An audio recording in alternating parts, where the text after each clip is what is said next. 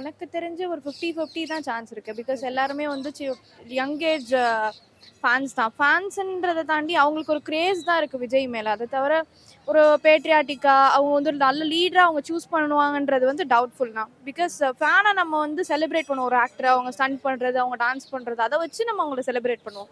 அவங்களோட leadership quality, characteristics அவங்க அதை வச்சு வந்து ஓட்டா மாறுறதுலாம் எனக்கு தெரிஞ்ச சான்ஸ் 50%, 50யோட கம்மியாக தான் இருக்கு. ஸோ அவங்க ஒரு மெஜாரிட்டியில் வின் பண்ணுறதுக்கு எனக்கு தெரிஞ்ச சான்ஸ் கம்மி தான். ஸோ நீங்க விஜய்க்கு சப்போர்ட் பண்ணுவீங்க? நான் சப்போர்ட் பண்ணேன். அஸ் அ லீடராக அவங்க இன்னும் கொஞ்சம் கொள்கைகள், அவங்களோட எப்படி சொல்கிறது, அவங்களோட வியூ, அவங்களோட கண்டென்ட்டு, இப்போ மற்ற கட்சியை பற்றி அவங்க பேசாமல் அவங்க என்ன பண்ண போகிறாங்க, அப்கமிங் இயர்ஸில் அவங்க என்ன பண்ண போகிறாங்க, இப்போ கரண்ட்டாக என்னென்ன மாதிரி சுச்சுவேஷன்லாம் தமிழ்நாட்டில் போயிட்டுருக்கு ஒவ்வொரு ஏரியாலையும். ஸோ டிஃப்ரெண்ட் கண்டென்ட் அவங்க பேசுனாங்கன்னா இன்னும் கொஞ்சம் லீடர்ஷிப்பாக அவங்க டெம்டிங்காக பேசணும். ஒரு பீப்புளை வந்து அவங்க ஒரு ஈர்க்கிற மாதிரி பேசணும் ஒரு அஸ் அ லீடராக. ஸோ அந்த குவாலிட்டி கொஞ்சம் இன்க்ரீஸ் பண்ணிக்கிட்டா அவங்க பெட்டராக பெர்ஃபார்ம் பண்ணுவாங்கன்னு நினைக்கிறேன்.